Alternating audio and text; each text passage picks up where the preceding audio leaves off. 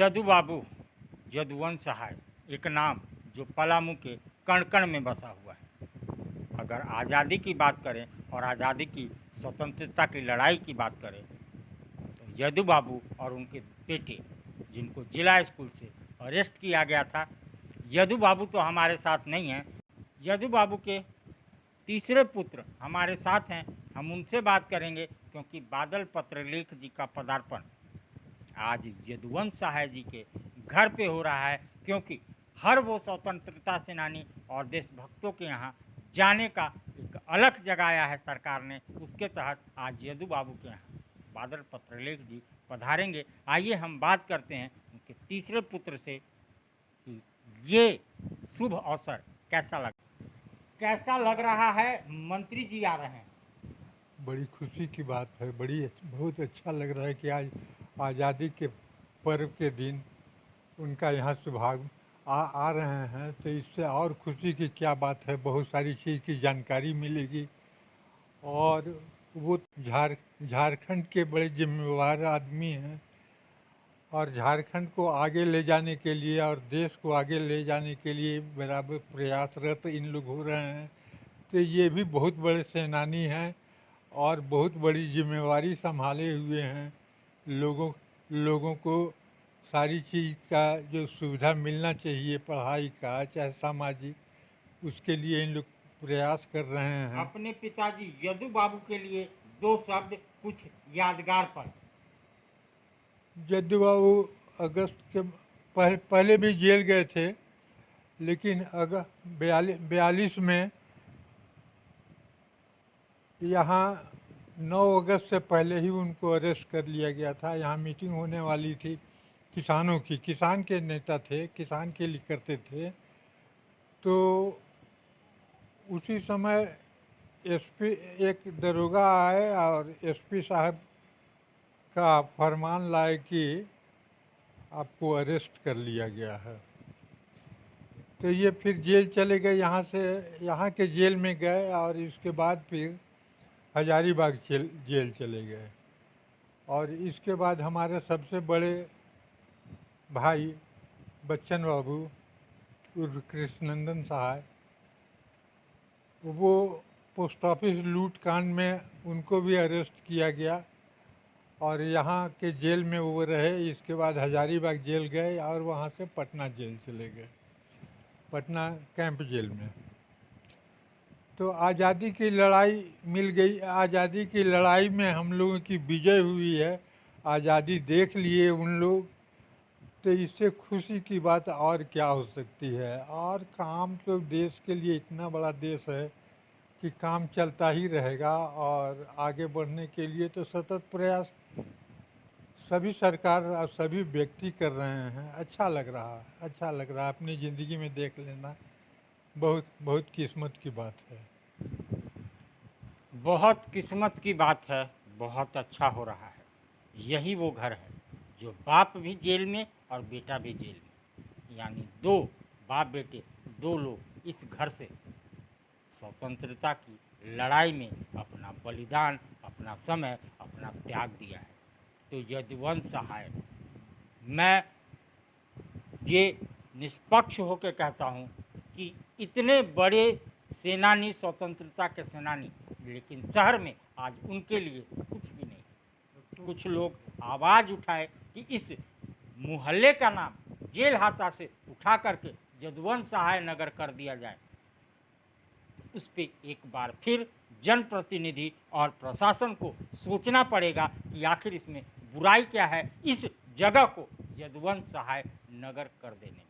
तो आइए, बादल पत्रलेख जी का पदार्पण हो चुका है और मैं ये बताने देना चाहूँगा कि ये जो घर है ये आम नहीं है, ये खास है, क्योंकि ये तो स्वतंत्रता सेनानी का घर तो है ही, जहाँ बादल पत्रलेख जी का स्वागत हो रहा है। ये घर में पंडित जवाहरलाल नेहरू और महात्मा गांधी जी तक आकर रुके हैं और रुकते थे। पंडित जवाहरलाल नेहरू इस घर में आकर के काफ़ी दिन ठहरते थे भारत आंदोलन के समय।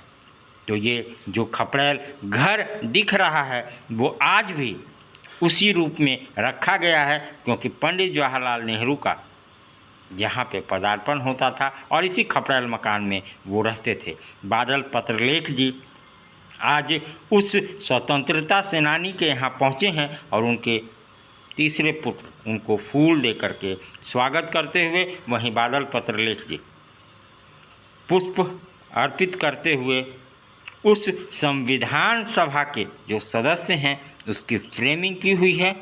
और जो दिख रहा है यदुवंश सहाय की पत्नी को फूल पुष्प अर्पित करते हुए मंत्री बादल पत्रलेख और ये पूरा परिवार, जो यदुवंश सहाय का पूरा परिवार वहाँ पे मौजूद, जैसा कि आप इस फोटो फ्रेम में दिख रहा है, ये पूरा परिवार है यदुवंश सहाय का, यदु बाबू का। और आज का पल इनके लिए इनको विभोर करता हुआ, क्योंकि कृषि मंत्री बादल पत्रलेख का आज यहाँ आना चकित कर जाने के बराबर है, क्योंकि कोई नेता मंत्री को इनकी शुद्ध बुद्ध लेने की परवाह नहीं है और कोई लेता नहीं है। तो आज बादल पत्रलेख जी यदुवंश सहाय जी के बेटे को शॉल अंग वस्त्र दे करके उनको सम्मानित करते हुए, और सम्मान करने लायक परिवार भी है, क्योंकि बलिदानों की में इनका अहम किरदार रहा है, योगदान रहा है। तो आइए हम बात करेंगे बादल पत्रलेख जी से कि ये परिवार का बलिदान जाया नहीं गया। जिसके मार्गदर्शन में, जिसके अन्य योगदान के कारण आज हम लोग यहाँ पर पहुँचे और समय समय पर उन विभूतियों को हम लोग याद करते हैं। और उसी दरमियान आज हम यहाँ पर पहुँचे हैं। मेरा 15 अगस्त और 26 जनवरी को विभिन्न जिलों में जाकर झंडोत्तोलन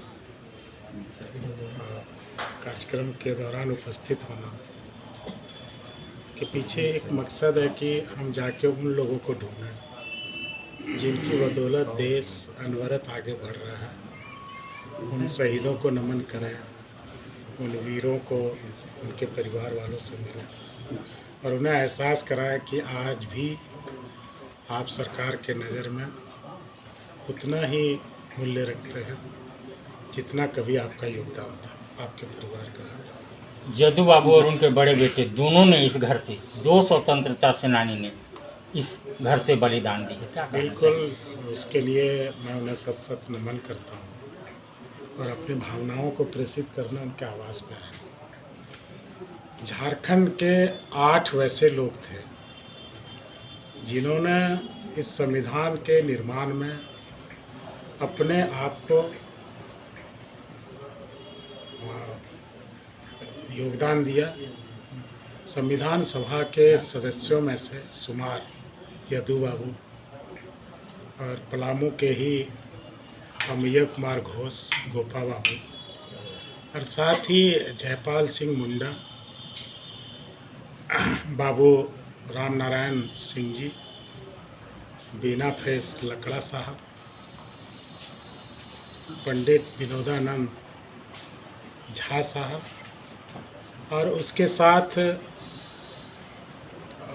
और भी लोग थे।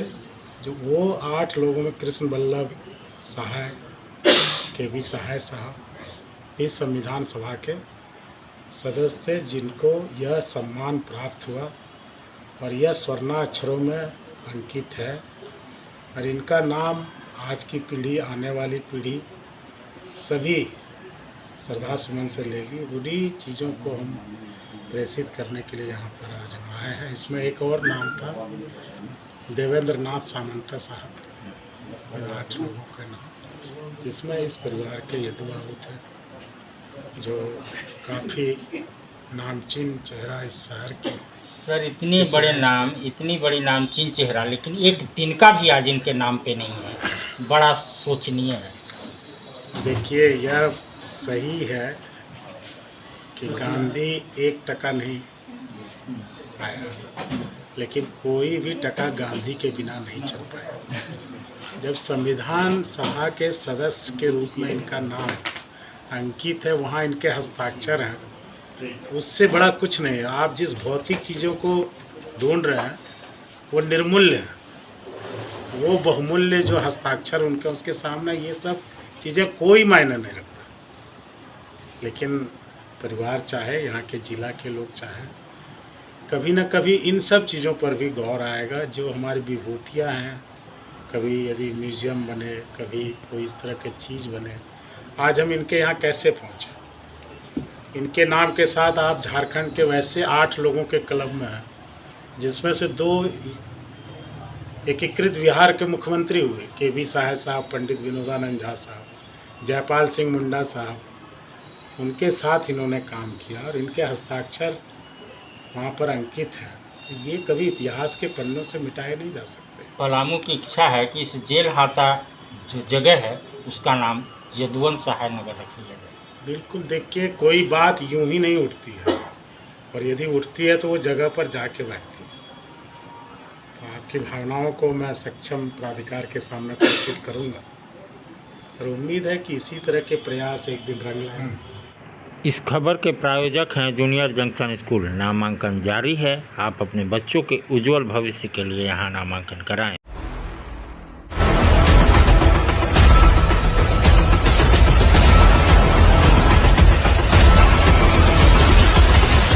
इस खबर के प्रायोजक हैं जूनियर जंक्शन स्कूल। नामांकन जारी है। आप अपने बच्चों के उज्जवल भविष्य के लिए नामांकन